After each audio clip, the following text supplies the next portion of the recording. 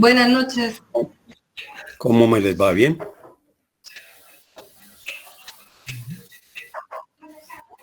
Bueno, me Buenas alegra tardes, mucho. profe. Buenas, ¿cómo les va? Buenas noches, David, Paula, Andrea. ¿Cómo han estado? ¿Bien? Bien, profe, ¿qué tal Bueno, usted? vamos a dar... Bien, mi amor, bien. Afortunadamente me he cuidado. Estoy bien, gracias.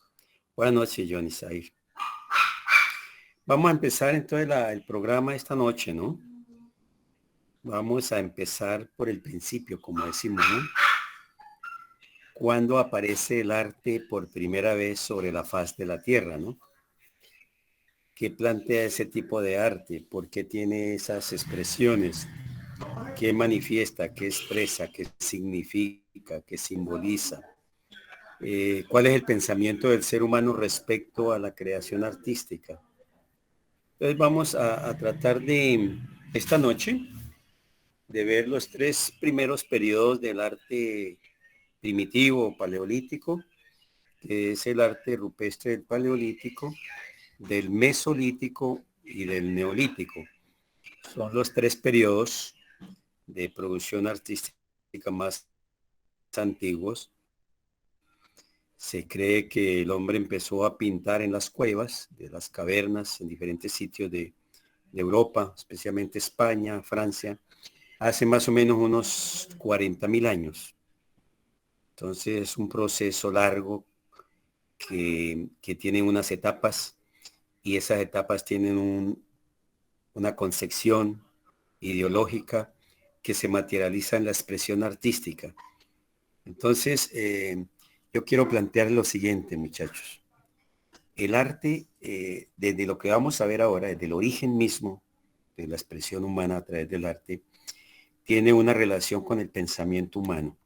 Es decir, el ser humano no hace nada sin que salga de su pensamiento, de su mente, sin que sea un propósito, sin que sea una idea que va a materializar, a cristalizar a través de lo que va a ser. Por ejemplo, cuando toma dos piedras y el ser humano tiene una capacidad increíble de analizar los elementos de la naturaleza, de conocerlos en la práctica misma, que hacer de la cotidianidad con ellos, de su relación con los objetos naturales, entonces comienza a darse cuenta que hay unas rocas o unas piedras más duras que otras y las utiliza, las más duras, para golpear las más blandas y empezar a darle forma a las piedras más blandas. ¿Cuáles son las primeras piedras que hace el hombre y por qué? Aquellas que le van a servir para golpear, para machacar, para triturar, para cortar, para rasgar, ¿sí? Para herir. Entonces aparecen diferentes formas de piedra de acuerdo a la utilidad que va a tener. Es decir, aquí se da una cosa muy interesante, muchachos. El ser humano está dotado de una capacidad mental, creativa, transformadora, y la va a utilizar a plenitud. Tiene una imaginación impresionante. Esa palabra imaginación, muchachos, no olvidemos que viene de imagen, ¿cierto? Y la imagen es todo lo que el ser humano ve, oye, huele, pero especialmente la imagen se da a través de los ojos, ¿no? Pero hay imágenes acústicas, hay imágenes olfativas, hay imágenes degustativas, auditivas, obviamente, hay imágenes táctiles, que las toca uno, las hace, y hay imágenes visuales, ¿no? Las imágenes visuales son las que más abundancia tienen en todo el recorrido del arte rupestre, y es que el ser humano, a través de la vista, conoció la naturaleza, la diferenció por sus formas, obviamente, por su color, por su textura, las plantas, los frutos.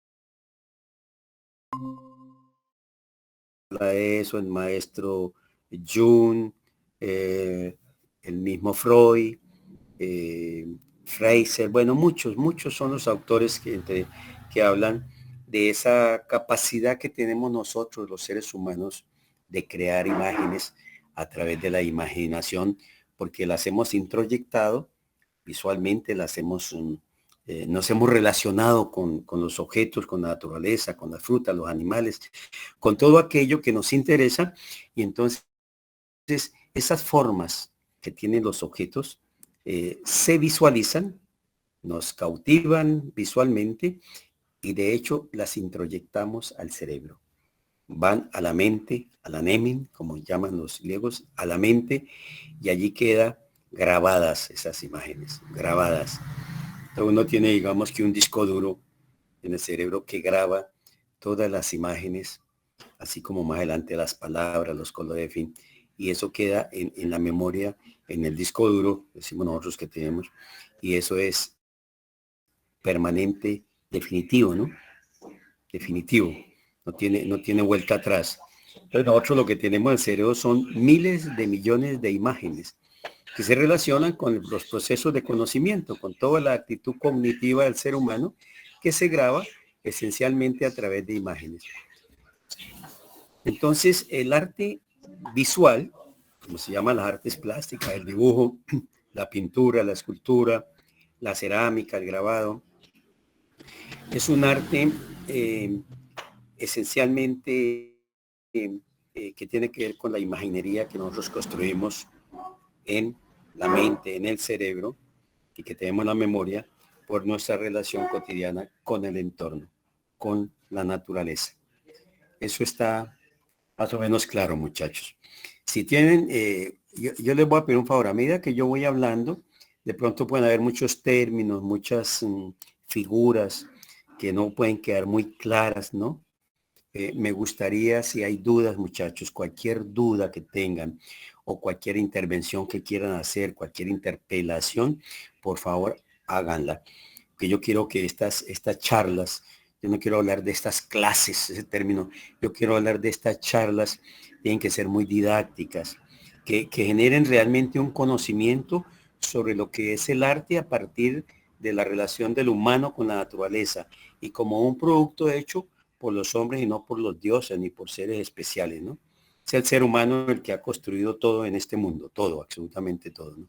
Entonces yo quiero que a medida que yo voy planteando estos temas, si alguno de ustedes, muchachos, tiene una pregunta, una inquietud, no dude en formularla. No piensen como uno piensa muchas veces, ay, voy a hacer el ridículo, qué pena. No, para mí no hay nada absolutamente ridículo ni nada ingenuo o infantil en las preguntas que uno hace. De pronto una pregunta, por muy ingenua que sea, produce una relación de conocimiento muy específica y muy compleja. ¿Está claro, muchachos? Sí, señor. Bueno, Sí, señor. Sí, señor. entonces les solicito ese favor, que me ayuden en este proceso. Entre todos vamos a construir el proceso cognitivo, ¿no? Sobre el arte. Entonces, cualquier pregunta me la hace, ¿no? Bien, muchachos. Entonces, el ser humano, hacia los 40.000 años atrás, ¿cierto? Mucho tiempo atrás, tuvo una idea. Los seres humanos tenemos muchas ideas, ¿no? Porque pensamos, nos nutrimos de experiencias.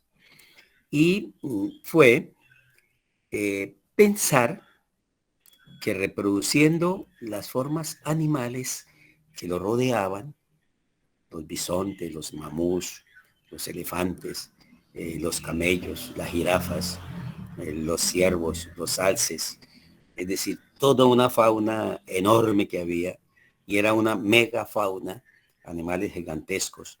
Después va a aparecer muchos años después la microfauna, los animales pequeños, pero ahora convive con animales de la megafauna, ¿no?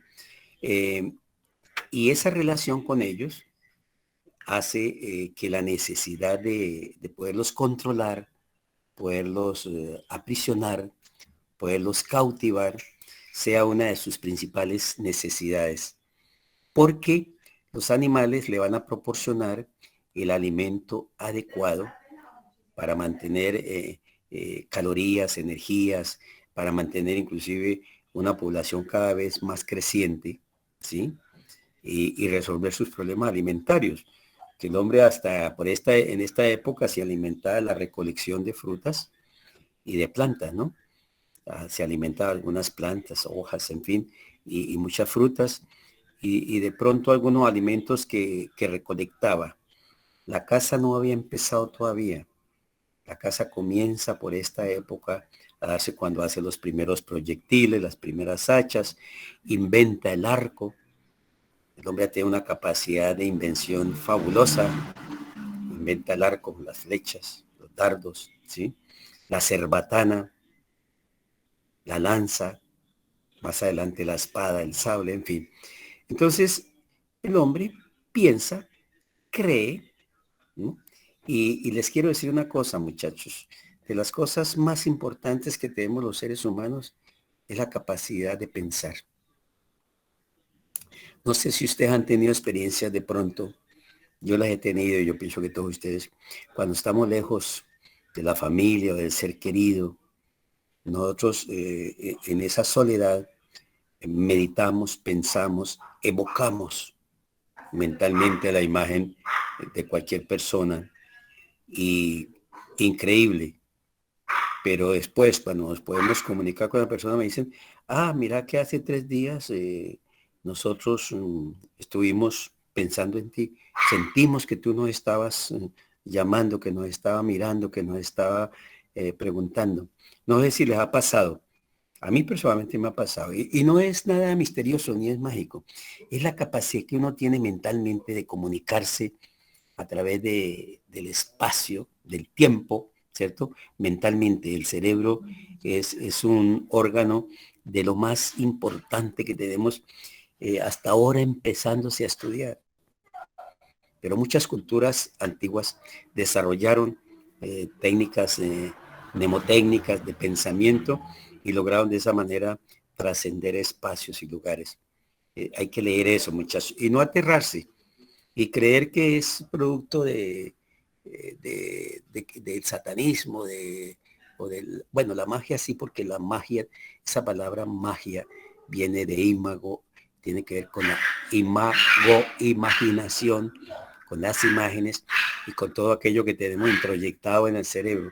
Entonces la magia es como acudir a las imágenes y trabajar con las imágenes, que fue lo que hizo el hombre hace 40.000, 30.000 años, ¿no? Tratar de reproducir la imagen de los animales de su entorno, como más adelante lo va a hacer con las plantas, con las frutas, en fin. No sé, muchachos, si alguien de ustedes me quiere colaborar mostrando imágenes, si les queda fácil, traerles su computador, que podamos empezar a ver las imágenes producidas por el hombre de 30, 40.000 años y que tienen relación con lo que les estoy explicando, ¿no? Con lo que estoy hablando. ¿Hay alguien que me pueda colaborar en eso, muchachos? Que pueda ayudarme a pasar imágenes de su computador y las podamos socializar.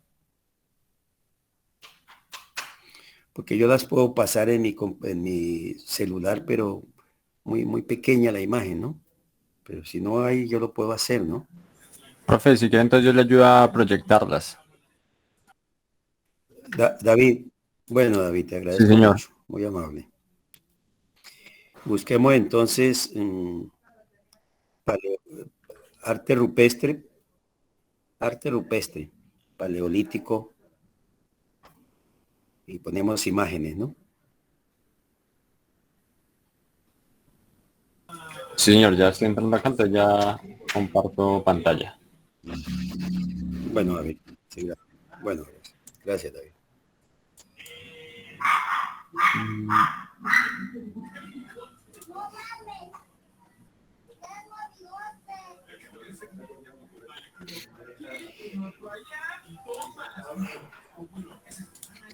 Las primeras imágenes que el hombre hizo, las hizo en el interior de las cuevas, de las cavernas.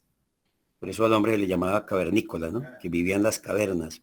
Aquí tenemos infinidad estas son de las cuevas de Lascaux, si no estoy equivocado. Ahí las cuevas de Lascaux y las cuevas de Altamira, que son las más famosas. Aquí vemos, por ejemplo, miremos la primera imagen. David, por favor. Esa. Y miremos a ver si la podemos ampliar, ¿sí? Eso. Ese es un bisonte, ¿sí?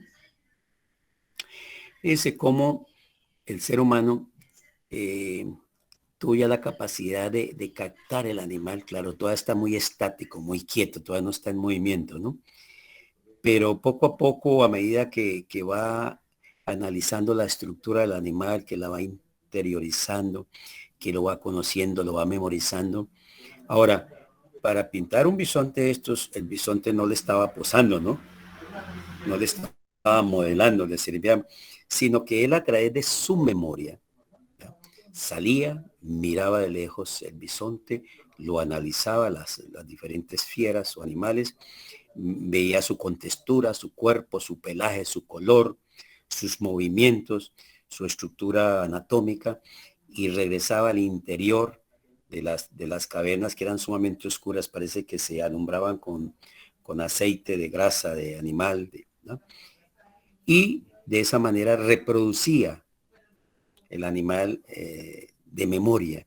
O sea, tenía una gran capacidad de memorizar, de captar, de dedicarse a mirar detalladamente toda la estructura, porque le interesaba reproducir el animal de la manera más fidedigna, es decir, representarlo de la manera más realística, llamémoslo así, porque lo que él quería, y hay muchas imágenes, por ejemplo, miremos en la tercera fila, David bajando, la tercera fila, la segunda imagen, esas cabecitas, esas, gracias.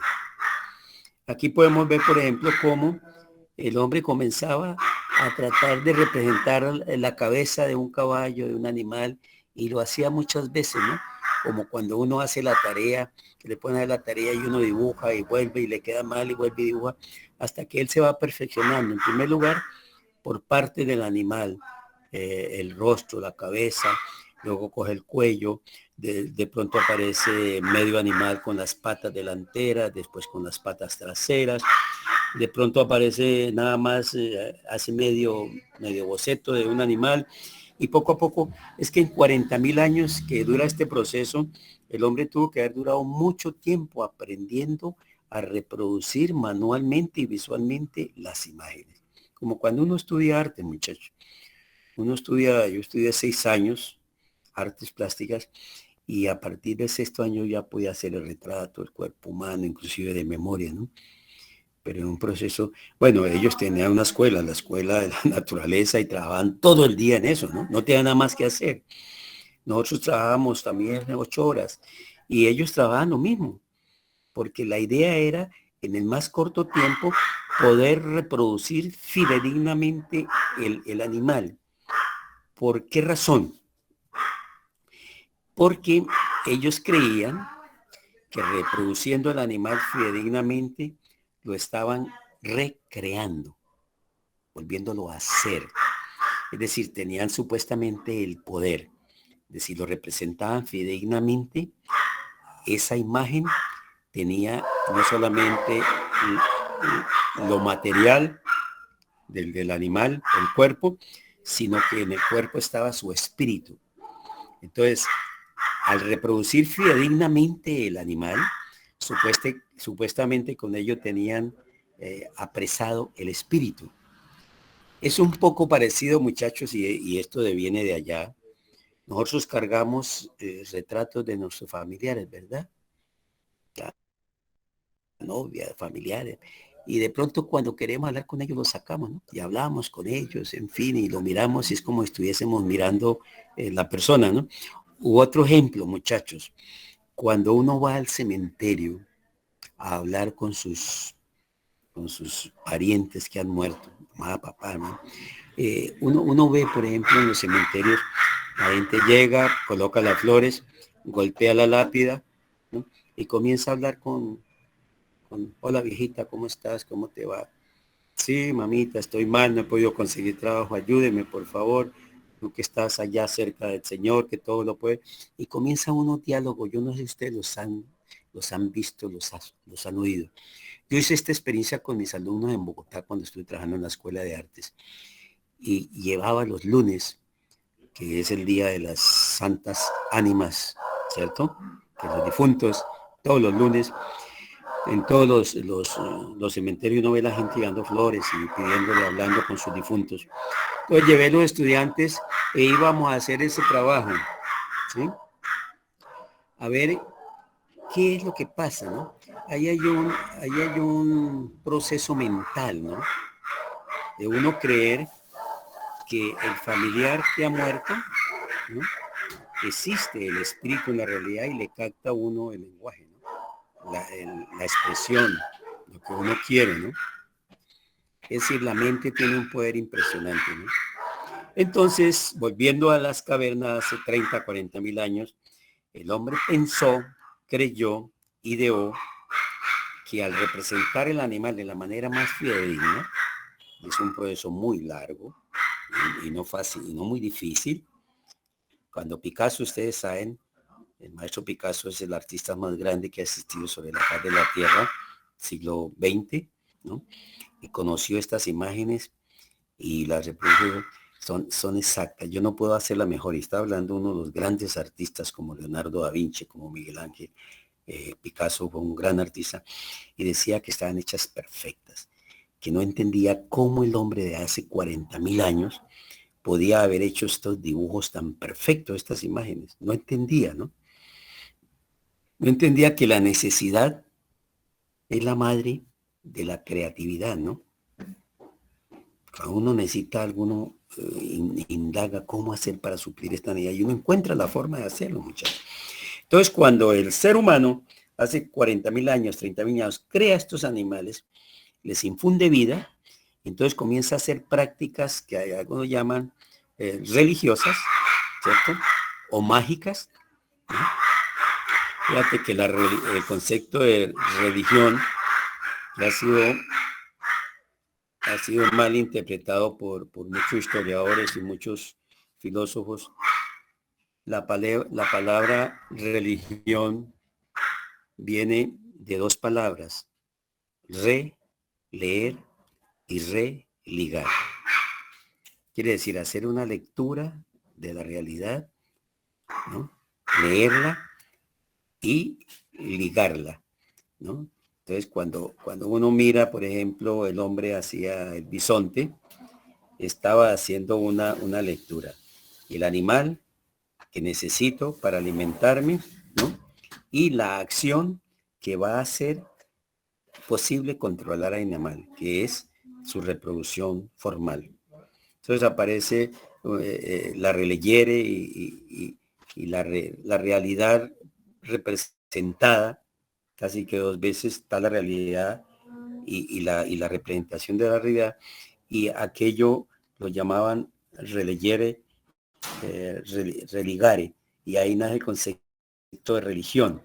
Pero la religión es una actividad que el hombre primitivo va a utilizar para apoderarse por la magia, por el imago, por la imagen, por la representación de la imagen de esa realidad. No sé, muchachos, si está claro. No es fácil a veces explicarlo, pero no sé si me hago entender, muchachos. ¿Sí? Por favor. ¿Está claro o hay dudas?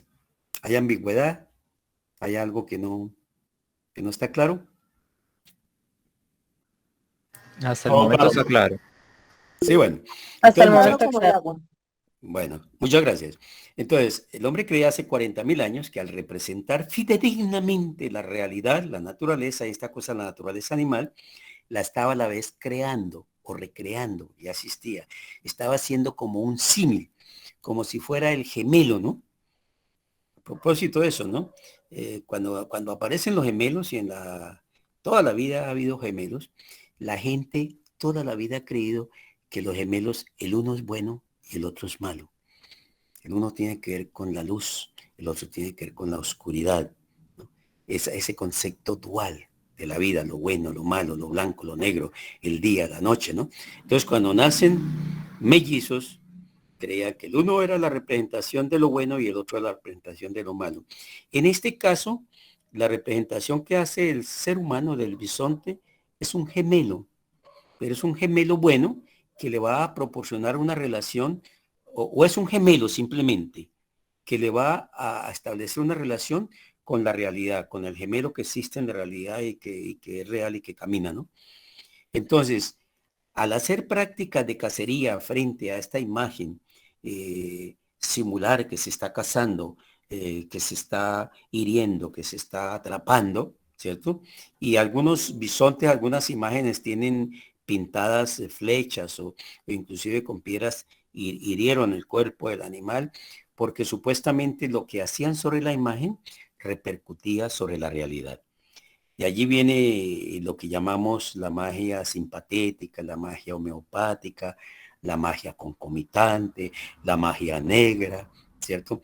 De allí vienen estas figuritas pequeñas, ¿cómo es que se llaman? Que hacen en cera.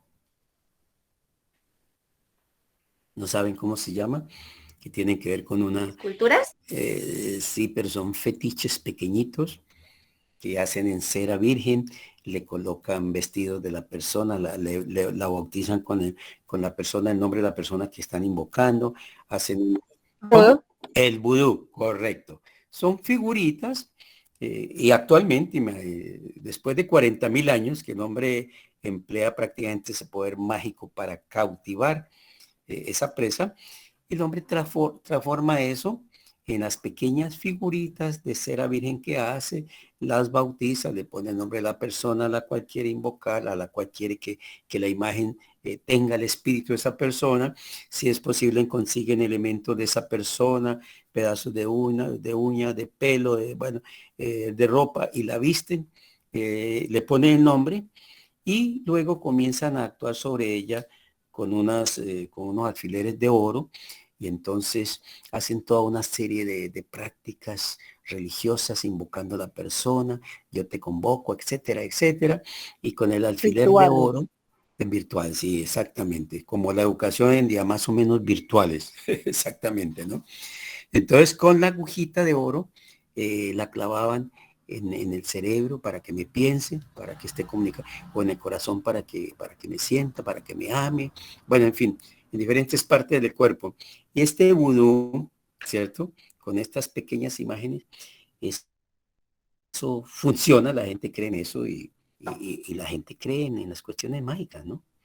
La gente cree en eso y es un proceso de 40.000 años que el hombre hizo para poder proveerse de alimento y luego eso degeneró en otra serie de, de actividades o de procesos que utilizan para...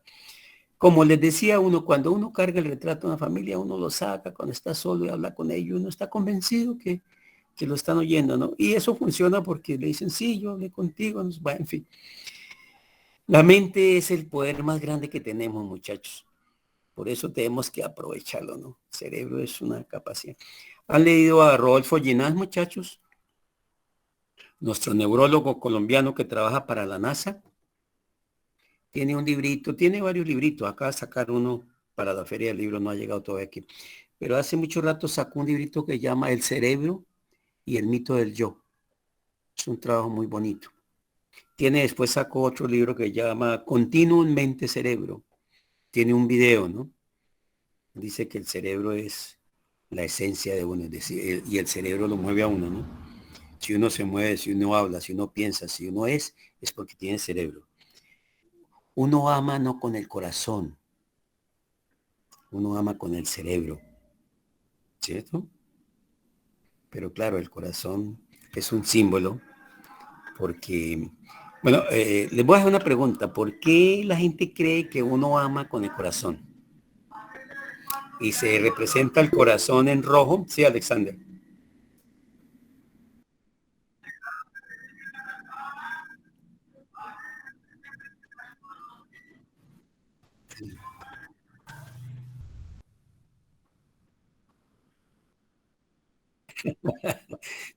Se le, cuando, sí, es exacto. Cuando uno está enamorado y ojalá por vez primera le coge la manito a la novia y por vez primera le da un besito, el corazón, el pecho comienza y uno siente que se le va a salir, ¿no? Entonces uno cree, o después cuando la novia lo liquida uno no más, fuera, ese día el corazón no funciona. Siente uno que se le apagó el corazón, le duele inclusive, ¿no? Entonces uno cree, por ese hecho real, ¿no? Que uno ama con el corazón, ¿cierto? Pero es que el corazón tiene una función, muchachos.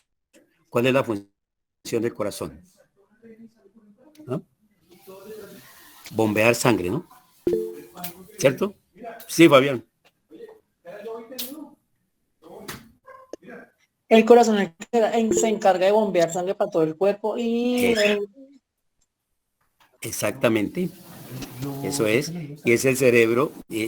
Y la sangre va directamente al cerebro, oxigena al cerebro, ¿cierto? Esto es lo que nos permite pensar, sentir las sensaciones, ¿no? Pero es el corazón el que permite eso, el que bombea. Cuando uno está alegre, el corazón, mire que ha pasado muchas veces, ustedes saben que hay mucha gente que se han muerto en los estadios de la alegría porque el equipo mete un gol, ¿no es cierto? Y salta de paz, quedan ahí como un pollito. El corazón se abre en un momento de felicidad tanto, que comienza a botar sangre, a irrigar sangre, de tal manera que le llega la sangre en cantidades al cerebro en paz. Puede haber una embolia, puede haber un infarto, ¿no? Que llaman. O cuando la persona está muy triste. Hay personas que con una melancolía, una tristeza inaudita, insoportable, el corazón deja de funcionar y se para. No bombea más sangre y el cerebro muere, ¿no es cierto? Entonces, el corazón es el motor que irriga al cuerpo y al cerebro en primera instancia toda la sangre necesaria para pensar, para actuar, para definir situaciones, ¿no? Para crear, para transformar. Y si aquello de las emociones que uno tiene a través de todos los sentidos inciden sobre el ánimo del ser humano y el cerebro se alegra o se entristece, el corazón actúa de conformidad, envía más o menos sangre por la orden del cerebro, por lo que uno está haciendo, lo que está pensando, cómo está actuando. Ese es el problema, muchachos. Entonces, el hombre toda la vida creyó que uno amaba con el corazón, ¿no? Entonces, el símbolo del amor es un corazón, ¿no es cierto? Corazón rojo, ¿ya? Cuando uno pelea o la novia le pelea o la esposa le pelea, ese corazón se parte, ¿no? En dos. ¿Sí lo han visto dibujado? O cuando lo lastiman a uno, todo el corazón tiene una flechita que penetra y de la punta de la flechita comienzan a salir góticas de sangre, ¿no? ¿Se han visto esas imágenes? ¿Ya? Entonces la gente cree, todo el mundo cree que uno ama con el corazón. No, uno ama con el cerebro, ¿cierto? Claro, no es poco romántico, ¿no? Es poco romántico decir, no, es que te amo con todo mi cerebro, no, te amo con todo mi corazón, ¿no? Me has herido el corazón, me has lanceado el corazón. Mi corazón se me sale de alegría del pecho, ¿no? Uno no puede decir, me has herido el cerebro, el corazón se me sale de la cabeza, el cerebro me sale. No, eso es poco romántico, ¿no es cierto? Sería muy científico, pero poco romántico. ¿No les parece, muchachos?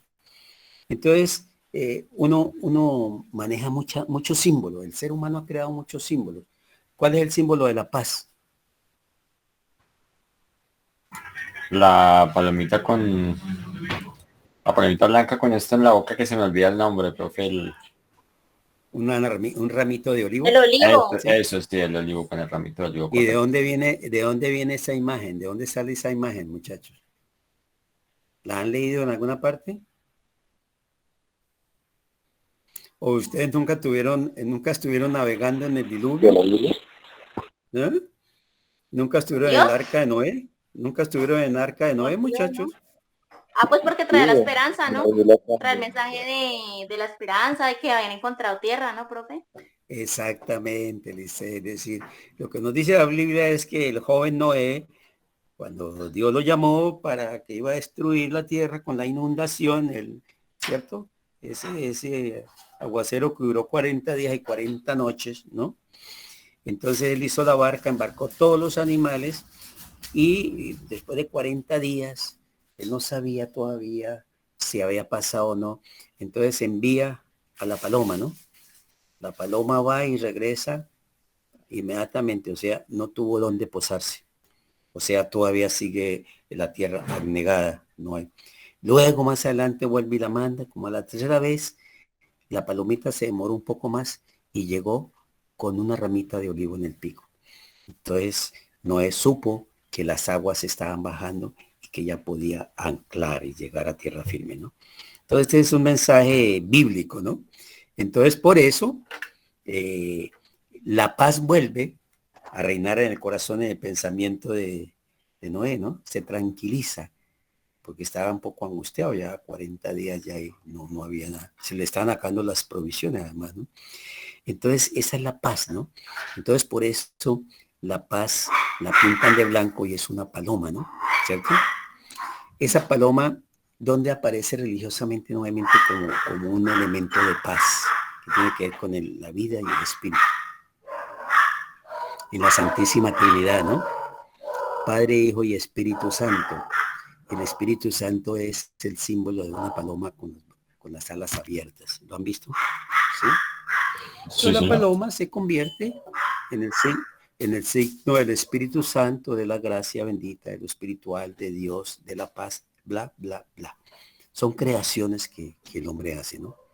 Y todo lo que hay en el arte, no solamente en el arte, sino en la Biblia, muchas cosas son creaciones de nuestra capacidad mental, de representar la realidad de una u otra forma a través de imágenes. Porque es que la imagen es lo que más se retiene, muchachos, ¿sí? Si uno, yo les voy a decir una cosa, mis padres murieron hace ya 30 años y hay veces, se los digo con toda sinceridad, pienso en mi mamá y mi papá y hay veces se me difunde un poco, se me desdibuja un poco la imagen, ¿no? Tengo que acudir de pronto a la fotografía para volver a reconstruir y llegará un momento con el tiempo que ya se le olvida a uno la imagen, ¿no? Entonces las imágenes son importantes porque uno las introyecta y es la memoria, ¿no? Y ahora, si yo no tengo retrato de la persona que quiero, pues tengo que hacer un esfuerzo y acudir, cerrar los ojos e introyectarme y ver la imagen allí, sacarla, ¿no es cierto? Es más, dibujarla, ¿no? Nosotros los artistas plásticos, nosotros dibujamos y pintamos de memoria y todo lo hacemos de memoria, ¿no? Y las cosas que hacemos son también hechas que a veces se parecen a la realidad, ¿no? A veces se parecen a la realidad, casi que son la realidad misma, ¿no? Son hechas de memoria, ¿no? ¿Ya? Bien, muchachos, entonces, todo este concepto mágico, homeopático, simpatético, como se quiera llamar, ¿no? Que son eh, poderes, llamémoslo así, extraordinarios que el hombre ha construido con su imaginación, con su mente, ¿no? Las imágenes que las ha producido con el cerebro, con la mente y las manos que trabajan porque el cerebro envía esa orden a la mano y entonces aprendimos a hacer los bisontes, actuamos sobre ellos. El hombre salía a cazar y efectivamente encontraba los animales como embobados y los cazaba fácilmente. Este sistema mágico le duró, y miren, son cientos de imágenes, muchachos. Ustedes saben, aquí estamos viendo, y hay 300 grutas en toda África, en Europa, en Francia, en Italia, en España, llenas de imágenes de esta época del Paleolítico. Paleolítico que empieza 40.000 años y que termina prácticamente 10.000 años antes de Cristo. ¿Sí? Son 30.000 años de productos, de imágenes. Entonces son cientos de miles de imágenes. Ustedes las pueden ver. Busquen las cuevas de Lascaux, las cuevas de Dordogne, la escuela de Fontegón. Bueno, son cantidad de imágenes que el hombre reprodujo. Y eso le funcionó, muchachos, 30.000 años. ¿Cuándo dejó de funcionar? ¿Tienen idea cuándo dejó de funcionar y por qué, muchachos?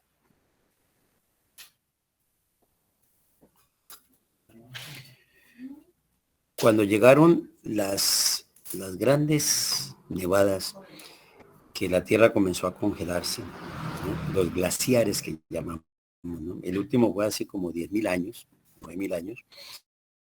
Entonces la tierra comenzó a congelarse, el hielo de los grandes montañas comenzó a bajar y las temperaturas a enfriarse de tal manera que la megafauna, todos los animales que son altamente especializados, el único animal que no es especializado somos nosotros, los seres humanos.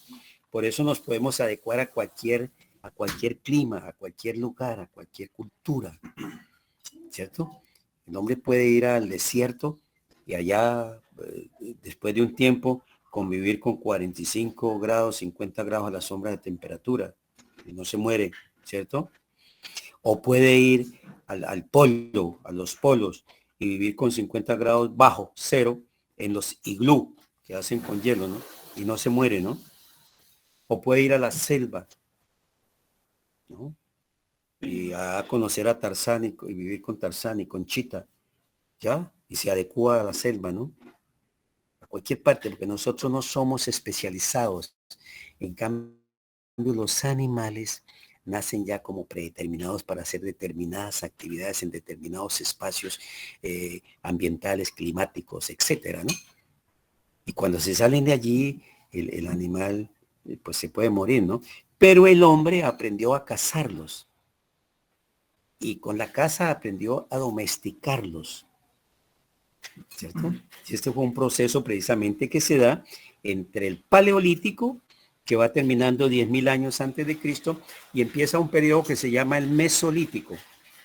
El Mesolítico. Esto que estamos viendo es del Paleolítico, muchachos, ¿no? Podemos buscar, David, imágenes del Mesolítico.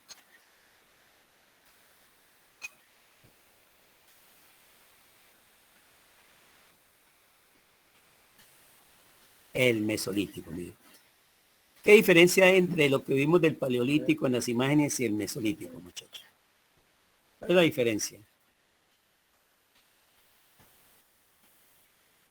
Podemos mirar, por ejemplo, que la primera imagen la podemos ampliar, o una de esas, o la última prácticamente, cualquiera de ellas la podemos ampliar. Esa, por ejemplo, ¿sí? ¿Qué aparece de extraño? Aparecen animales, ¿no es cierto? ¿Cierto? Es como una casa, ¿no es cierto? Pero fuera de los animales, ¿qué hay? Eso, ampliémosla, gracias. Eso. ¿Sí? ¿Qué hay de nuevo? Las personas. Exactamente, la figura humana, ¿no? Entonces ya en el Mesolítico, y Mesolítico quiere decir meso en medio, lítico del Paleolítico, que es paleo, antiguo, piedra sin pulimentar, y el Neolítico, que es piedra pulimentada. En medio de esos dos procesos de la piedra aparece en medio el Mesolítico, la piedra que empieza a pulimentarse y la caza de los animales, pero ya también aparece la domesticación. Inclusive aquí no vamos a ver bisontes, ni vamos a ver elefantes, ni leones, vamos a ver son pequeños animales, la microfauna, el perro, el venado, el conejo, ¿sí? Que ya han sido cautivados, han sido domesticados. Entonces las mujeres se encargan de la domesticación. Aparece la división, la división del trabajo. Las mujeres se dedican a cultivar, a sembrar, a domesticar, ¿cierto? A ordeñar, a todos esos procesos. Y el hombre sigue pescando y sigue cazando animales un poco más grandes, ¿no? O se mete a la guerra, porque aparece también el problema de la lucha entre diferentes grupos humanos que comienzan a pelear por pertenencias, por tierra, etcétera. Entonces, muchachos, el Mesolítico, que es lo que estamos viendo, aparece la figura humana muy esquematizada, ¿no? Fíjate que aquí ya los animales no están hechos con ese realismo asombroso, casi como un retrato, sino simplemente es la imagen, inclusive muy casi que la silueta, ¿no? Lo mismo que las figuras humanas, ¿no? A las figuras humanas nunca se les representó el rostro. Busquemos, por ejemplo, David, busquemos las Venus primitivas, para que miremos exactamente lo que les estoy hablando, ¿no? Venus así tal cual, Sí, profe. sí, ve pequeña, Venus primitivas. Van a aparecer un poco de figurita, exactamente, mire, todas pelungas, ¿no? Todas pelunguitas, ¿no? Esa primera que aparece es la Venus de Willendorf. Esa, la famosa Venus de Willendorf. Willendorf, es una ciudad creo que alemana, un lugar alemán. Entonces encontraron estas esculturitas. Esto tiene más o menos 10 centímetros de alta. Está tallada en una piedra, ¿no? Fíjate que no tiene rostro, ¿no? No tiene rostro, tiene cabeza y el cabello que le cubre prácticamente la cara, unos grandes senos, un gran vientre, muslos, y si la vemos por detrás, porque aquí hay de lado y por detrás, tiene unos enormes glúteos, ¿sí? Es decir, es una mujer muy adiposa. Aquí está de frente, de perfil y de espalda, ¿no? Mucha carne, muy carnestolenda se llama, ¿no? Muchas carnes. Frente a una mujer real de esa época en ese lugar, porque esto no es una imaginación del hombre. La mujer en ese lugar, en África, en Alemania, en la cuestión, las mujeres, llamémoslas aborígenes, eran demasiado ampulosas, ¿no? Y a unos senos enormes, unas caderas, ¿no? Entonces, ¿qué significan y qué representan estas figuritas? ¿Por qué se hacen? ¿Qué creen ustedes que signifique una figurita así, llena de vida, de carne, Era el ¿sí? símbolo de la belleza de esa época y era la representación de la mujer de la época. Bueno, ¿quién más quiere opinar sobre eso? El símbolo de la belleza. Profe, yo tengo una ¿Al- pregunta. ¿Alguien más quiere Profe, yo creo participar? que era el signo de la, yo creo que era el signo de la fertilidad, ¿no? Porque aparece como teta, como con pechos grandes, como embarazada, ¿no? Correcto, madre, correcto. Pero es que está como muy fea, es así. Pero es Sí, que está como que dibujada muy feo, profe. esa concepción es la correcta. Bueno, cuando se representaban estas figuritas, había una atracción por el cuerpo de esa mujer voluminoso, ¿no? Uno puede decir, bueno, atrae el cuerpo, ¿no? Desde el punto de vista me gusta, ¿no? Pero fundamentalmente la función que cumplían era el símbolo de la fertilidad. Las mujeres así voluminosas supuestamente son muy fértiles, son más fértiles que las mujeres delgaditas. ¿Ustedes vieron la película La Guerra del Fuego? No, no, ¿Sí? señor. ¿Nadie la ha visto La Guerra del Fuego? No. Se la recomiendo, ¿sí? Profe, qué pena, tengo una duda ya que Sí, tomé la sí, David, palabra. sí, Es David. que justamente en la imagen, no sé si usted la encabezado, profe, que dice las Venus no significaban fertilidad, sino hambruna No, y no, muerte. según lo ese recuerdo. término Venus fue un término absurdo, mal colocado, ¿no? Ah, ok. Porque el hombre ve una mujer desnuda y dice, ah, es una Venus, ¿no? La Venus del Renacimiento, la mujer que nace en un caracol desnuda, ¿no? Y Venus quiere decir belleza, ¿no? Mis universos es una Venus, ¿no? Concurso de mis Venus, ¿no? No, son mujeres que simbolizan la fertilidad. Entonces fíjense que no tienen pies. La pierna termina en un uso, ¿no? Porque estas figuritas las colocaban en los sitios donde cultivaban. Ya estamos hablando prácticamente, estas figuritas aparecen a finales del Mesolítico y a principios del Neolítico. Aparecen 10.000 años antes de Cristo y no, en 10.000 años empieza el Mesolítico. Estas aparecen por ahí 7.000, 8.000 años antes de Cristo y van a dar origen al Neolítico. Entonces, el hombre o los seres humanos, cuando llegan esas grandes glaciares y los grandes animales desaparecen, se van para otro lugar o mueren, entonces el hombre tiene que empezar a criar pequeños animales para subsistir y empezar a domesticar las plantas, los cereales, el trigo, el arroz, la cebada, etcétera, para poderse alimentar. Entonces, sembraba y muchas veces los cultivos no se les daban. Es decir, era como un castigo, ¿no? Entonces, los hombres piensan que es necesario hacer estas figuritas, ¿no? Para asegurar la cosecha.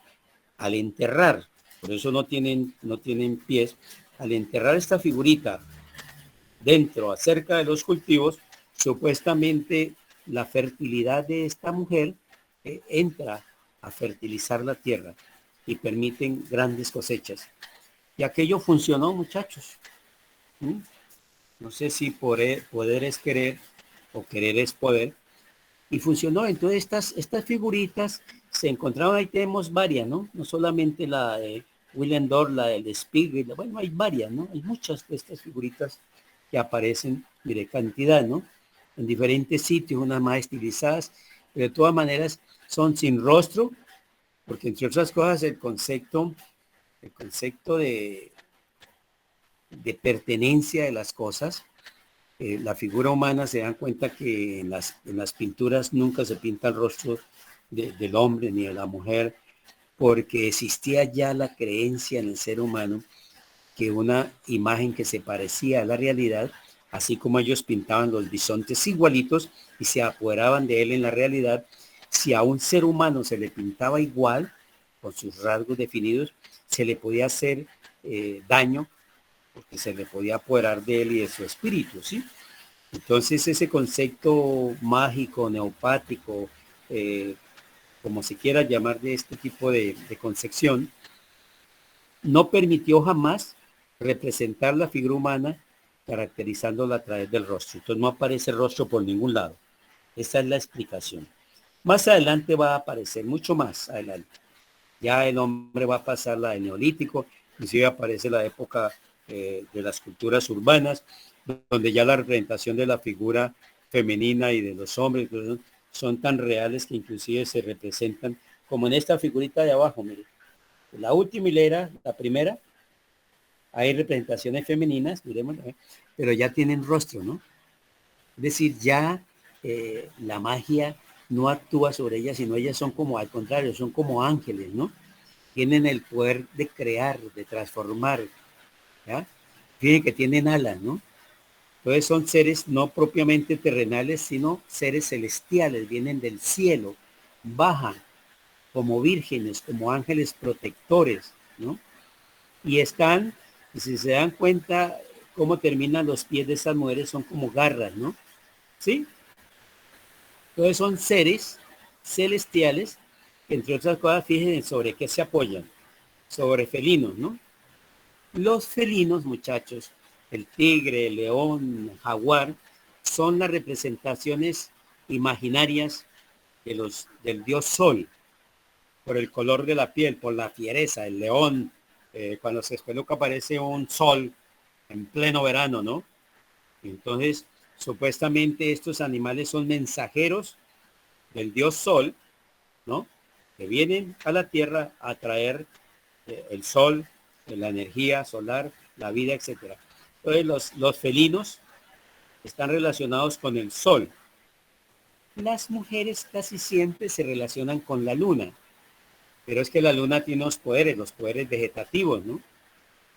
Los periodos de la luna, los 4 periodos de la luna son 28 días, que es el periodo de la mujer. Entonces hay una relación entre los periodos de la luna, que son luna llena, luna nueva, creciente, menguante, y que tiene incidencia sobre los cultivos. Las diferentes fases de la luna inciden sobre los cultivos de la tierra, sobre la reproducción animal, sobre el organismo femenino de los 28 días. Pues todas esas relaciones el ser humano las va analizando, las va compendiando, las va introyectando y va generando todo un conocimiento y todas unas lecturas y unos signos y símbolos que perduran hasta hoy en día, ¿no? Estas figuritas son desnudas, son celestiales. En su cabeza muchas de ellas tienen en torno a ellas serpientes, porque la serpiente no es un animal maligno, como nos lo dice nuestra religión católica, ¿no? Bueno, la serpiente supuestamente sedujo a Eva, ¿cierto? Enrollada en el árbol y la hizo pecar, ¿no? Ese otro cuento que hay que analizarlo con mucho detenimiento, muchachos, ¿no? Porque es que la iglesia, ya que estamos hablando de la mujer, aquí están desnudas, ¿no? Y son como mujeres celestiales, son como aves viajeras que vienen a oficiarnos, a decirnos algo muy especial. Inclusive eso que tienen en la mano es un símbolo de fertilidad. La cultura egipcia, en las mesopotámicas, muchas de ellas aparecen. El cuento de Adán y Eva, muchachos, que ustedes lo conocen muy bien, y es que Adán y Eva, en primer lugar, Dios creó al hombre. Lo hizo hizo un muñequito de barro, ¿no? Eso dice la Biblia. Le insufló el espíritu a través de su aliento, un soplo, y aparece el hombre, ¿no? Aparece el hombre. Todo me pone a pensar, muchachos. En primer lugar, yo desde muy joven pensé, bueno, y la mamá de Dios, ¿por qué hablan de Dios? Dios creó todo, pero nunca mencionan que Dios tuvo papá ni mamá, ¿no? Bueno, raro, ¿no? En todas las demás culturas, ustedes lo pueden averiguar, aparece la pareja, hombre, mujer. Es el concepto dual. El hombre construye desde 40.000, 50.000 años atrás, ¿no? Los cazadores, cuando pintan esos animales, no pintan bisontes, machos, porque son supuestamente los reproductores, ¿no? Es otra característica que se me olvida decirles, ¿no? Entonces, la mujer, en la cultura cristiana, católica, apostólica y romana, ¿no? Aparece en segundo lugar. En primer lugar, Dios no tiene padre ni tiene madre. Y crea en primer lugar al hombre. Imagínense. Entonces la Biblia es un libro patriarcal, ¿no? Y misógino. La mujer es poco querida, ¿no? La mujer sirve para tener hijos, para satisfacer al hombre, sexualmente, para ser la madre de los hijos, para cocinar, tejer, pero nada más, ¿no? Entonces, Dios se da cuenta que Adán está muy solo, ¿no? Muy aburrido. Pobre Adán se está muriendo de tedio, de melancolía, de tristeza. ¿Qué hace solo? Entonces piensa que le falta algo. Su media naranja, ¿no? ¿Qué dice la Biblia? ¿Qué hace Dios después de que construye a Adán y lo ve tan triste y tan aburrido? ¿Qué hace Le Dios, sacó una muchachos? costilla, Sí, le pero sacó una costilla. antes pero lo anestesió antes o no. Durmiendo le sacó la costilla. Oigan, Santa, ¿lo anestesió para sacar la costilla? Exactamente, lo primero que hace es dormir en un profundo sueño a Adán y le extrae una costilla. ¿Ustedes han pensado de dónde le sacó esa costilla, del lado derecho o del izquierdo? Si nosotros tenemos las costillas al lado y lado completas, o era que le sobraba una. Estaba mal hecho. ¿Mm? No tienen imaginación para pensar de dónde sacó esa costilla Dios para crear a Eva. Yo pienso, muchachos, que el esternón, ¿sí? Es el que tiene uno en toda la mitad de la horquilla esternal para abajo. Se llama horquilla esternal porque el esternón termina arriba en una horquillita y al lado se articulan las clavículas. Ese esternón yo pienso que iba casi hasta abajo del ombligo, casi hasta el pubis. Yo pienso que ese fue el hueso que Dios, literalmente hablando, simbólicamente, le quitó a Adán, y de ese hueso cayó la mujer, ¿sí? Eso me hace pensar otra cosa, muchachos. ¿Qué es más fuerte o qué es más duradero? ¿La arcilla o el hueso?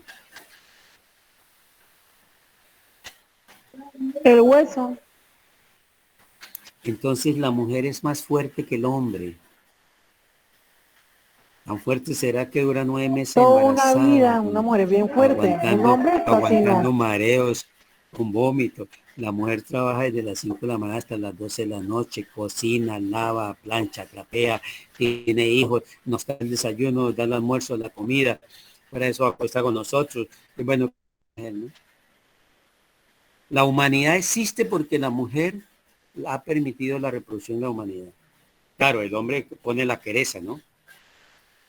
Pero realmente las sociedades siempre se han construido por la fortaleza de la mujer, ¿no? Entonces Dios hizo a la mujer de hueso más fuerte que el hombre, ¿no? ¿Ya? Bueno, esa es la traducción que yo hago de todo este embuste, ¿no? ¿Ya? Pero yo sigo insistiendo que entonces Eva y Adán, una vez que fueron presentados en sociedad, se conocieron, comenzaron a cortejarse, ¿no? Ahora, Dios hizo al hombre y a la mujer con sexos diferentes para que tengan relación sexual y reproduzcan la especie. Yo no creo que los haya hecho únicamente para gozo lúdico, y nada más, ¿no? Entonces, ¿por qué cuando Eva queda embarazada y que solamente ella lo sabe? Porque el hombre nunca sabe cuándo la mujer está embarazada, pero la mujer sí sabe desde el primer momento, casi que de los 10 minutos después de que queda embarazada lo sabe, ¿cierto? El hombre no. Entonces, cuando Eva se da cuenta que dentro de su vientre palpita una vida, se ha dado cuenta que ella tiene el mismo poder de Dios, crear vida. Y eso Dios no lo perdona. Por eso los echan del paraíso, por ser una igualada, ¿cierto? Y entonces nacemos con el pecado original, muchachos. ¿Qué culpa tenemos nosotros que esa Eva haya sido tan perversa, se haya dejado embarazar de Adán, ¿no? Ya haya descubierto la vida, ¿ya? Bueno, esto es una versión mía sobre todo ese proceso, ¿no? Pero es que uno tiene que buscarle el significado a las cosas, ¿no? ¿Por qué Dios echa a Adán y Eva del paraíso? ¿Por qué? ¿Por andar desnudos? ¿O porque Eva se come la manzana? Serpiente, profe. ¿Ah? ¿Por qué? Por culpa de la serpiente, profe, porque la serpiente originalmente más fea fue la que la incitó al pecado. Eso. Y esa serpiente la simbolizan como el diablo, ¿no? ¿Cierto? ¿Cierto? Y resulta que la serpiente en todas las... Sí, diga Laura. Laura, diga. Sí, profe, pues al fin y al cabo, o bueno, en mi opinión, que también soy un poco de cuestionamientos acerca de la religión y del libro de la Biblia, Sí. pues es un poco ilógico el tema de la serpiente. Para mí es un poco ilógico porque de una u otra forma la fuerza de voluntad está primero y Sí, sí. pueden haber 1000 personas que estén, no sé, incitándolo y poniéndolo en un contexto más, Sí. o sea, poniéndolo en un contexto ahora, incitándolo, no sé, a uno a tomar, a estar con psicoactivos, pero la fuerza de voluntad obviamente debe ser más grande. Poderosa, sí. Y pues adelantando un poquito, la religión desde sus inicios siempre ha sido un poco incoherente. Ha sido un castigo siempre, en todas partes. Nuri Alejandra. Cuéntenos, Nuri. Profe, Nuri solo Alejandra. Alejandra, preferiblemente. Solo Alejandra. Pues bueno, en parte de esta historia también creo que olvidado mencionar a la creación de Lilith, ¿no? Que se supone que Lilith Sí. fue la primera mujer creada en el mundo, pero Sí. ella no se sometió como a su propósito de creación y entonces fue desterrada y se supone que la serpiente es Lilith. Sí. Ya, puede Ya se ser. convirtió en un demonio, ¿no es que? Ya se convirtió en un demonio. Pues según la iglesia, sí, ¿no? Entonces la Lilith se transformó en serpiente para incitar al pecado a Adán y Eva. Bueno, ¿y cuál fue el pecado? ¿Comerse la manzana? Comer del árbol comer de la manzana. De todos los árboles que Dios les tenía en la mitad, les dijo que no se comieran nada de los frutos de ese árbol que estaba en la mitad. Sí. Pero la serpiente es buena gente, les dio conocimiento, sabiduría. La Biblia habla de dos árboles, ¿no? El árbol de la sabiduría y el árbol de la vida. El árbol de la vida podía comer todo el mundo, pero la de sabiduría nadie, porque se volvía igual a Dios sabio. Profe, ¿Sí? y yo he llegado a pensar que realmente Dios no es ni siquiera un hombre, sino que es una energía femenina, Sí. porque tiene la energía de crear, de dar vida, los hombres no nacieron con esta condición. Sí, es una interpretación interesante, ¿no? Incluso hay gente que dice que Dios es una mujer. Hay gente que dice que Dios es una mujer. Bueno, de todas maneras, yo pienso que crear al hombre y la mujer fue un acierto, ¿no? Indudablemente. Y eso está dentro de la concepción dual de la vida, ¿no? Mire, uno se pone a pensar, hay día y hay noche. Hay sol y hay luna, ¿cierto? Hay agua, hay tierra. Hay blanco, hay negro. Hay hombre, hay mujer. Está la maldad, está la bondad. Está la felicidad, está la desgracia. Está la vida, está la muerte. Es decir, el mundo y la vida son opuestos. Hay un antagonismo permanente. Eso se llama la ley de los contrarios, de los opuestos, ¿no? Siempre existe, siempre existirá, ¿no? Uno nace y muere, ¿no? Hay opuestos en todo, ¿no? Así como hay cosas buenas, hay cosas malas, ¿no? Entonces, ahí hay unos símbolos, Lisette. Cuéntame. Profe, yo tengo una Exacto. pregunta con respecto a lo que acaba de decir, que tenía que me atrasó tanto el tema. Bueno, acaban de decir que el árbol de la vida y de la sabiduría, pero si Dios sabiendo que pues la gente puede llegar a tener la misma sabiduría que él, ¿para qué creaba? O sea, mi pregunta es, ¿cómo para qué dejaba ese árbol de la sabiduría ahí? Para que el hombre se atentara de comer de la sabiduría para pretender ser igual a Dios. Es decir, Dios sabía que el hombre siempre pretendía ser igual a él, ¿no? ¿Cierto? Y entonces le coloca la tentación. Y cuando uno lo tentan, uno cae en la tentación. Ahí está la imagen. Esa es una de las obras famosas. Yo creo que es de Miguel Ángel, si no estoy equivocado, ¿no? Miren, ahí hay una escena muy bella, ¿no? Está el árbol, de la sabiduría. De ese árbol de la sabiduría, Eva se trepa y come la serpiente, le está pasando a Eva. La serpiente es como una mujer, man. Le está pasando a Eva fruto prohibido. Adán la está señalando, ¿cierto? Ambos están pelungos, ¿no? Eva recibe el fruto del pecado y Dios los expulsa luego del paraíso, ¿no? ¿Ya? Salen del paraíso pelungos echados por haber pecado, ¿no? Por haberse comido la manzana, ¿no? ¿Qué simboliza la manzana? El fruto prohibido, ¿no? Y ese fruto prohibido, Pecado. pues, el pecado. ¿Y el pecado qué es? ¿El coito? ¿Haber copulado? Pues hay una teoría que dice que es eso, profesor, ¿Ah? el coito. ¿Cómo, Alexander? Sí, claro. Pero fornicar es pecado si Dios hizo al hombre y a la mujer para que se reprodujeran. Y era la No, pero en manera... santo matrimonio, ¿no? ¿Ah? Según la Biblia, ¿no? ¿Cómo? Según la Biblia en santo matrimonio, ¿no? Porque después de cosas, Profe, usted tiene, pues, usted es tiene que- relaciones sexuales con alguien, sí, o sea, sin estar casado, según la Biblia es adulterio. Pero fíjate que la relación sexual es el único lazo bello que hay e indestructible, ¿no? Otra cosa es que la gente se separa, pero lo que une al hombre y a la mujer es la sexualidad, es la actividad más bella que Dios creó. Otra cosa es que el ser humano la ha prostituido, ¿no?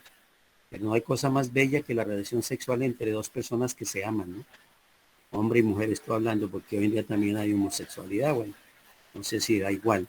Profe, pero Sí, se puede plantear también de esta forma, dilo. y es que realmente esa historia que nosotros tenemos de cómo fue creada la humanidad es una historia netamente creada también por el hombre, ¿sí? Sí, Y por un hombre que tiene aparte un dominio mundial, sí, claro. puesto que lo crea la iglesia, ¿no? Entonces, pues es su Sí, versión de claro. hacernos creer, y si vemos que en esta historia hay dos árboles que son característicos, y uno es la sabiduría y el otro es la vida, Sí, y el árbol de la sabiduría implica lo negativo, implica la maldad, implica el pecado, pues podemos decir que entonces instintivamente nos han dominado para no ser sabios, para no recibir conocimiento. Y sí, entonces o eres sabio o vives, sí, eliges, sí, prefieres conocimiento o prefieres morir por conocer. sí, Entonces claro. es también como un tema desde el nacimiento nos están metiendo la vaina del dominio mundial. Y fíjate que cuando uno conoce y averigua las cosas y sabe, se convierte en un problema, ¿no? Entonces, como que la educación se ha hecho así como para que uno no piense, ni conozca, ni averigüe, ni investigue. Cuando uno investiga, averigua, se convierte en un problema. Laura Natali.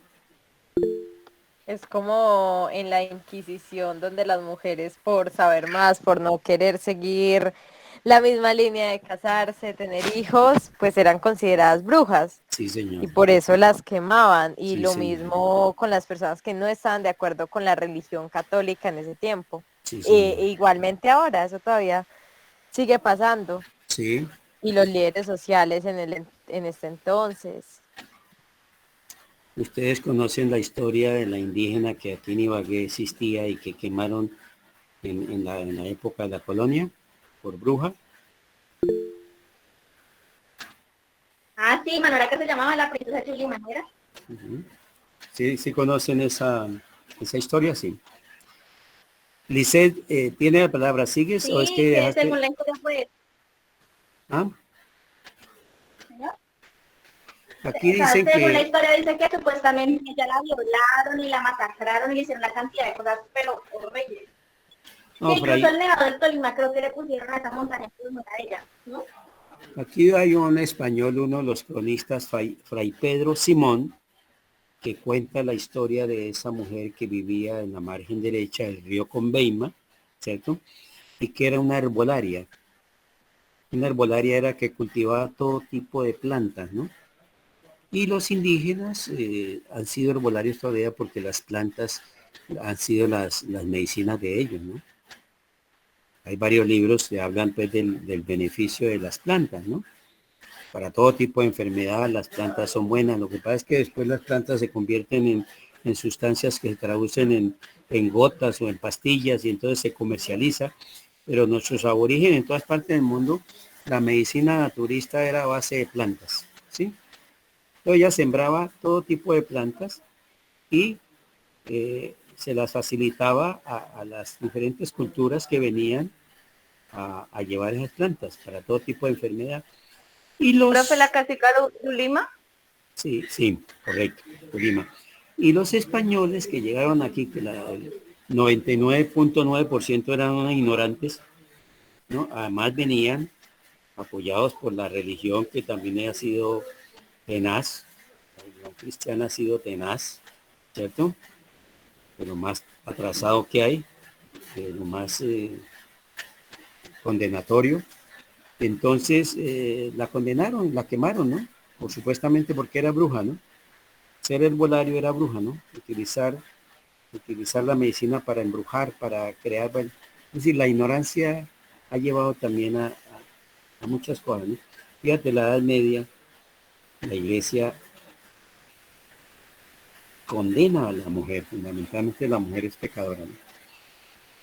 Mueren ahogadas o mueren quemadas, ¿no?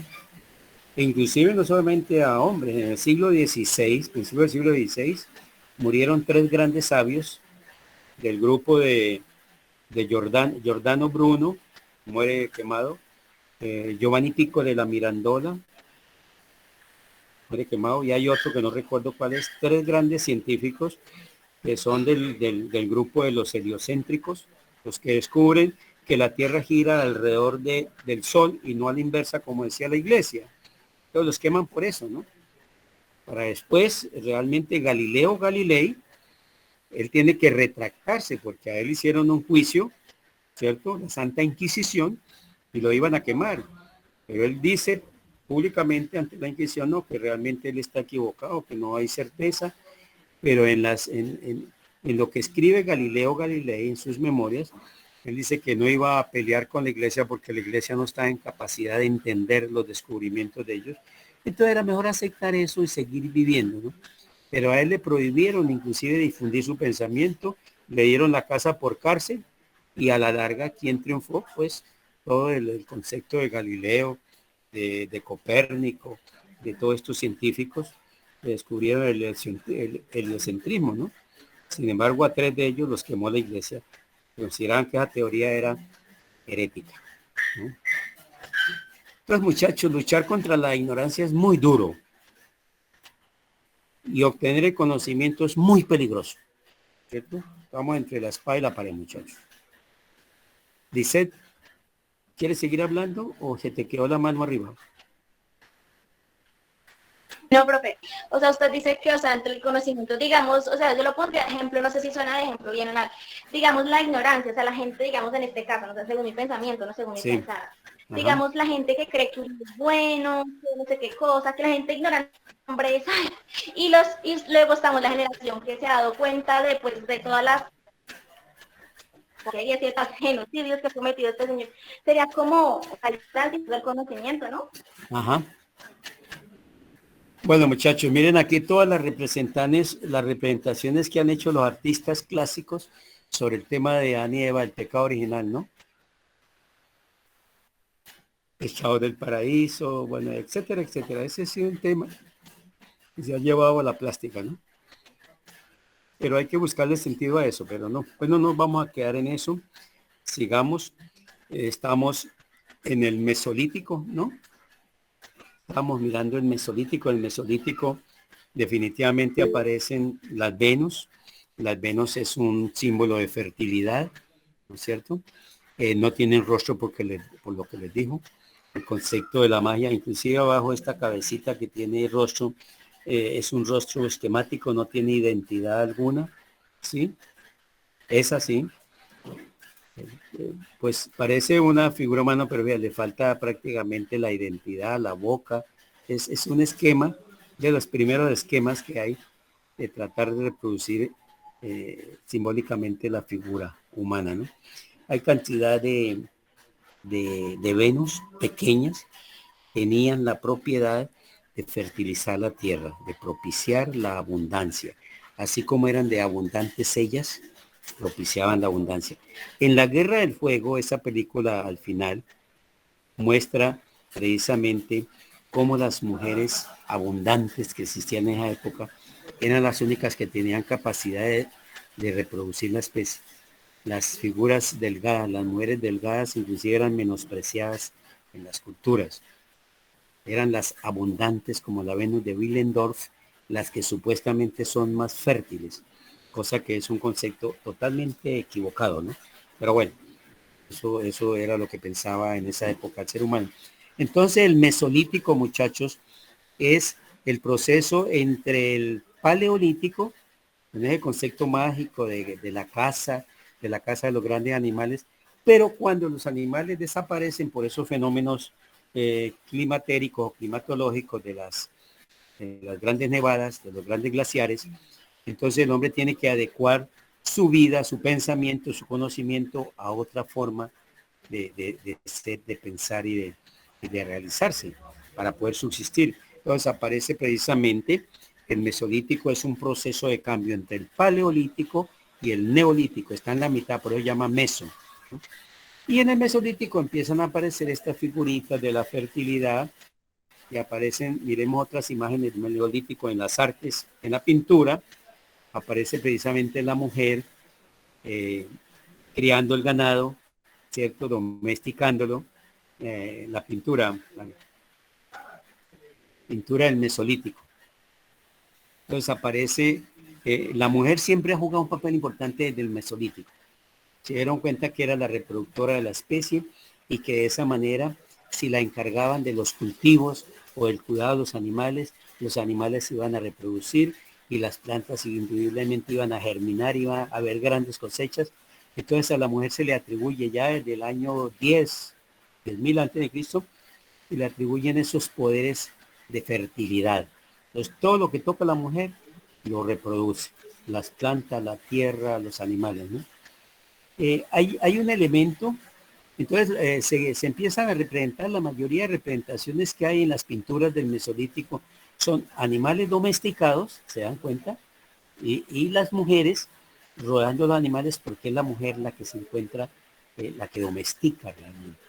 Inclusive la mujer nos domestica a los hombres. Yo no puedo salir después de las 8 de la noche sin pedir permiso porque no me lo dan. Soy domesticado, soy un león domesticado, ¿no? Uno me pone a pensar, bueno, o peleo con mi mujer todos los días o le hallo la razón. Porque es que uno es muy impulsivo. El ser humano, los hombres somos más impulsivos porque nos creemos dominantes, ¿no? Y creemos que somos mejores y pensamos más y somos sabios. En la mujer no. En eso nos equivocamos, ¿no?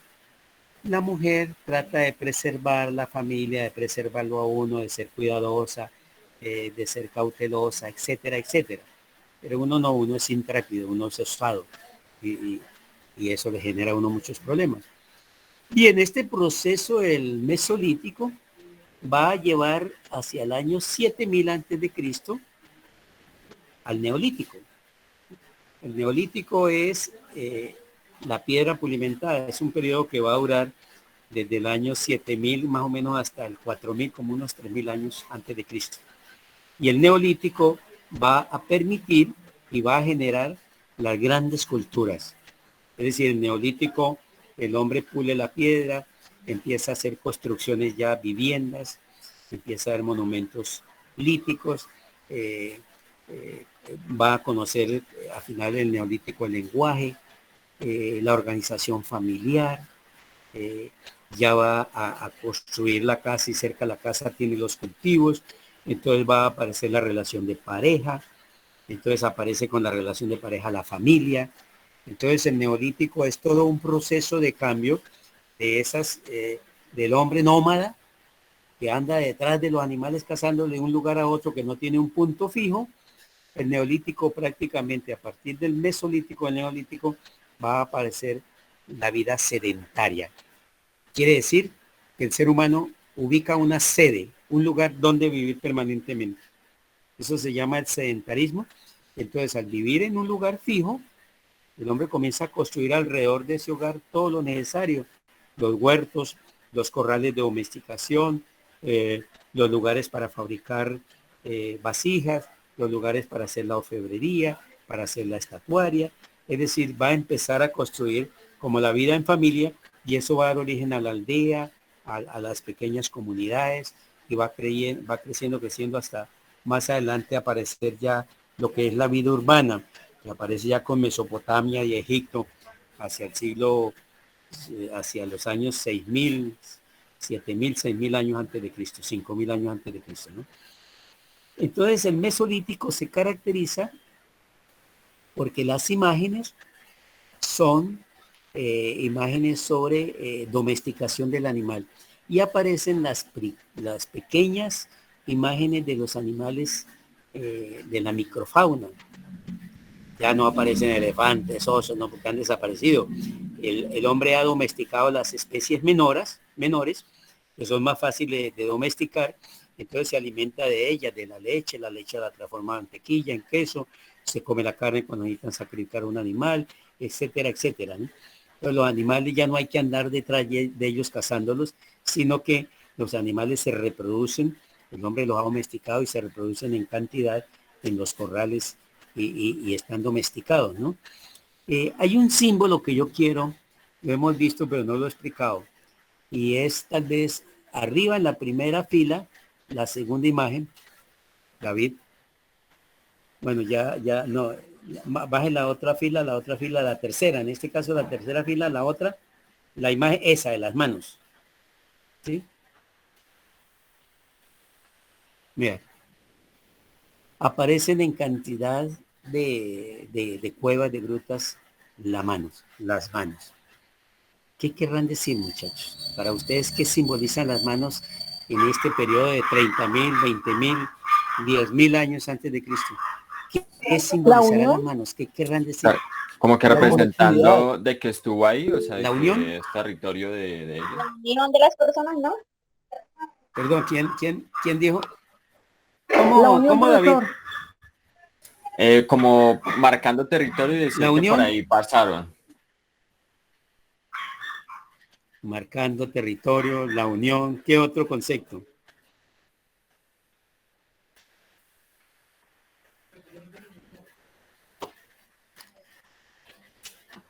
Que no eran individualistas y todos hacían parte de una comunidad. Daniel, que todo esto hacían parte de una comunidad, sí, la comunidad humana, ¿sí? Pero ¿qué hace uno con las manos, muchachos? ¿Qué ha hecho el hombre a través de la historia con las manos? Fabián Santa. Saludar, profe. Saludar, bueno, sí, sirve para saludar, sirve para persinarse, las manos sirven para limpiarse uno, para... Exactamente, muchachos. Las manos simbolizan el dominio del hombre sobre la naturaleza, ¿no?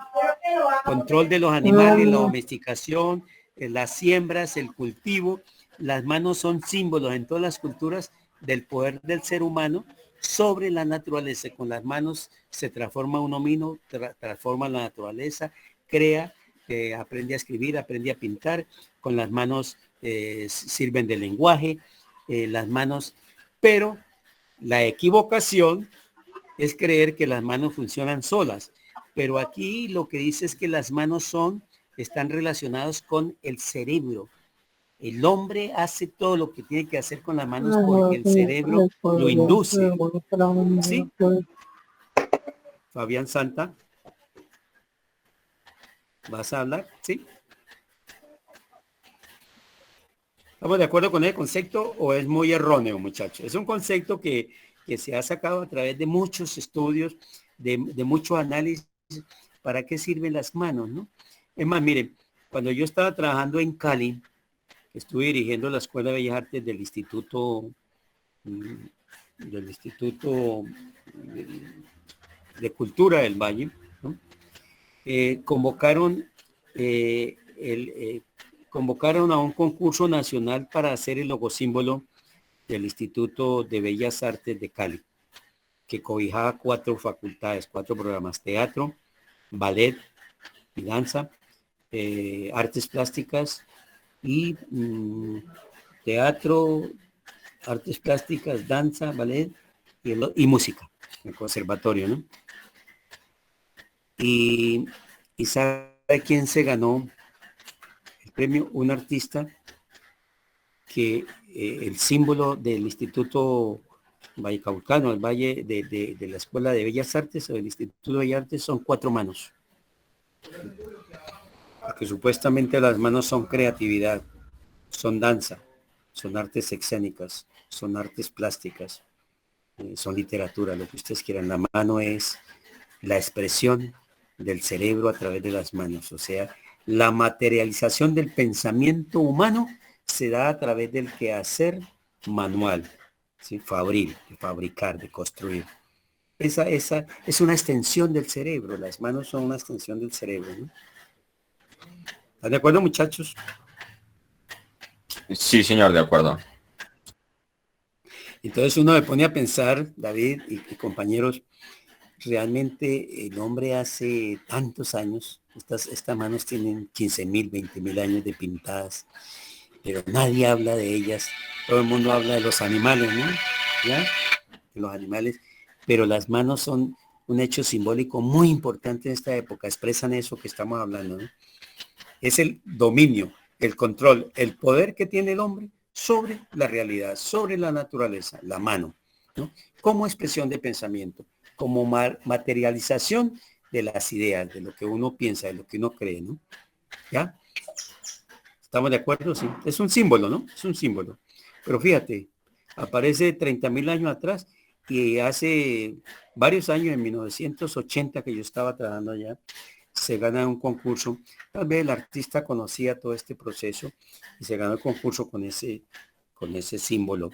Ustedes pueden averiguar el Instituto de Bellas Artes de Cali, ¿cierto? Y el símbolo es las manos, las 4 manos. Simbolizan las actividades artísticas del Valle del Cauca. Bien, muchachos, entonces llegamos, nos quedan que unos 15 minutos. ¿Ustedes tienen clase a las 8? Sí. Sí, señor. Son las 7:35. Trabajemos 10 minuticos más, muchachos, y nos vamos para que ustedes descansen, aunque sea un cuarto de hora. El neolítico, y David, es tan amable, miramos neolítico, para que pasemos a la fase final de este proceso que dura 40.000 años. Neolítico. Neolítico quiere decir neo, nueva, nuevo, lítico, piedra, nueva piedra, o sea, la piedra pulimentada, ¿no? La piedra pulimentada. Ya el hombre, pero ese es el término, pero el neolítico, el ser humano construye una cantidad de cosas muy importantes. Miremos si verán. Neolítico, David, por favor. Estamos todavía en el neolítico. ¿Pintura o solo No, neolítico? no, simplemente busques neolítico y ahí te aparece la pintura, aparece arquitectura, aparece todo, ¿no? Listo, profesor. Mira, ese es el neolítico. El neolítico, el ser humano construye las primeras comunidades humanas, se une, hombre, mujer, se reproducen, tienen hijos, familia. Fíjense, por ejemplo, la primera, la segunda, o la primera o la cuarta imagen de arriba. El ser humano ya construye su choza, su bohío, ¿cierto? Y alrededor de él hace todas las actividades. Tiene los animalitos que los cuida, los cría, ¿cierto? Tiene cultivos, bueno, hace vasijas, está haciendo cantidad de oficios y ahí nos muestra la chocita por dentro. Ahí cocinaban, ahí dormían. Ese es el neolítico, ¿no? El neolítico, entonces, el neolítico aparece ya la arquitectura como tal, ¿no? Aparece la escultura. El hombre comienza, miremos a ver si hay esculturas del neolítico, debe haber. Y aparece la cerámica, ¿cierto? Ahí vemos la cerámica, en esa imagen precisamente vemos cerámica, vemos canastos, es decir, el ser humano, armas, mire, todo tipo de armas, todo tipo de utensilio para labrar, e inclusive aparece la domesticación del toro y lo convierten en buey, y entonces con él aran la tierra. Es decir, el neolítico es el despertar del ser humano, mire, hacia la cultura, hacia la civilización, ¿no? Inclusive en el neolítico aparece el lenguaje escrito, la primera comunidad, la primera cultura que hace, que descubre la escritura es Mesopotamia, ¿cierto? La primera escritura, la cuneiforme, es en forma de cuñas, por eso se llama cuneiforme. Lo vamos a hablar en la próxima charla, vamos a hablar de Mesopotamia, Egipto, y vamos a ver todo ese desarrollo que a partir del neolítico estas culturas comienzan a desarrollar y rápidamente. Por ejemplo, ahí en la tercera imagen, por favor, la piedra esa grande que hay ahí, ¿sí? Ese es un menhir, ¿no? Menhir es una gran piedra que se coloca, va a ser antecedente de las columnas que el hombre comienza a tallar y a labrar, y parece ser que en un principio la piedra colocada sobre la tierra, gran piedra, simbolizaba el sexo masculino erecto, ¿cierto? Y el sexo masculino erecto como símbolo, ya estamos en una cultura patriarcal, donde el hombre domina, como símbolo de reproducción, como símbolo de dominio, como símbolo de fortaleza, de poder, etcétera, etcétera. Esto se llama el menhir, ¿no? Después se talla, se aparece la columna trajana en el Imperio Romano, el obelisco, todo eso, pero esta es la primera forma de expresión que aparece la cerámica, ustedes se dan cuenta, hay cerámica, ¿ya? Aparece toda una serie de elementos, aparecen los dolmens, abajo, eso que tú mostraste abajo, la otra abajo, aquí al frente, ¿no? Eso, aparecen, por ejemplo, todos los elementos hechos en piedra para culto al sol. Aparecen el menhir acá o el dolmen. Abajo de esta imagen hay un SS. El dolmen es un círculo de rocas, como formando el círculo solar. Parece que es un sistema de enterramiento, parece que es un sistema para controlar el tiempo, de acuerdo a la proyección del sol, las sombras que produce cada piedra de esas determina si es la 1, las 2, las 3, las 4. Es decir, el hombre comienza a desarrollar la imaginación y la ciencia de una manera inusitada.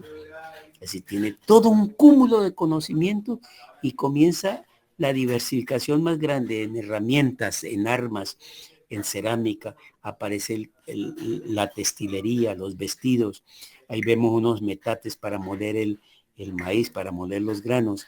Aparece conocimiento de la orfebrería, de la hilandería, del hilado, de la tapicería, bueno, de todo, la domesticación de animales, la arquitectura religiosa, la arquitectura funébrica y la arquitectura civil. O sea, los cultos a los dioses, que ya empiezan a aparecer los dioses, el culto a los muertos, las tumbas, la escultura funébrica y los elementos vitales de la arquitectura civil, las casas, las viviendas.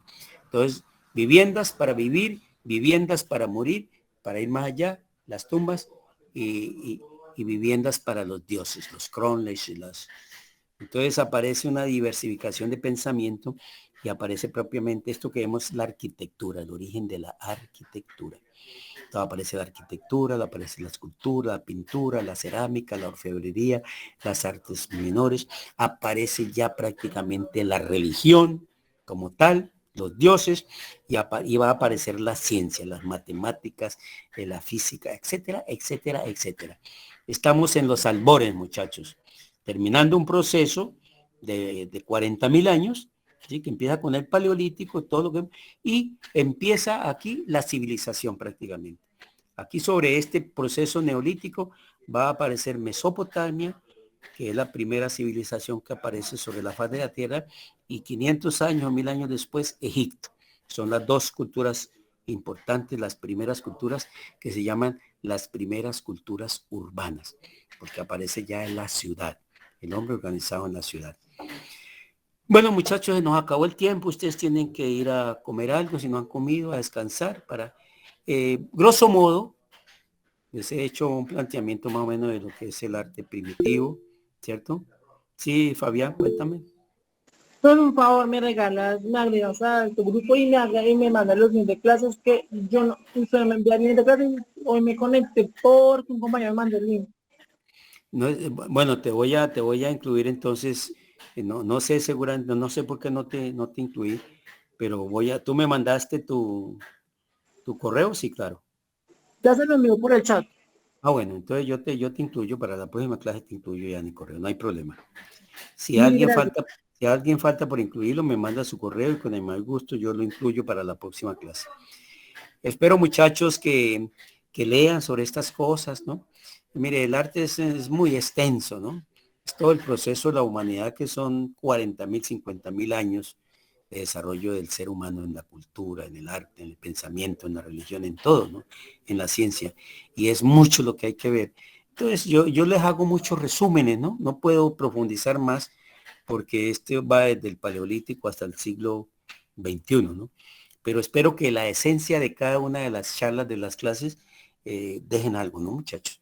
Les agradezco sus aportes, sus intervenciones, sus conceptos, sus comentarios, todo lo que, bienvenidos, ¿sí? Les agradezco mucho, les deseo una feliz noche. Muchas gracias por acompañarme, por ayudarme en esta charla, y les deseo una feliz noche y que pasen un resto de semana muy, muy bien. Estamos iniciando semana, ¿no? Hasta luego. Feliz noche. No, Nuri, gracias, Lice, profe. Camilo, Fabián, todos Hasta feliz luego, noche. profe. Feliz noche.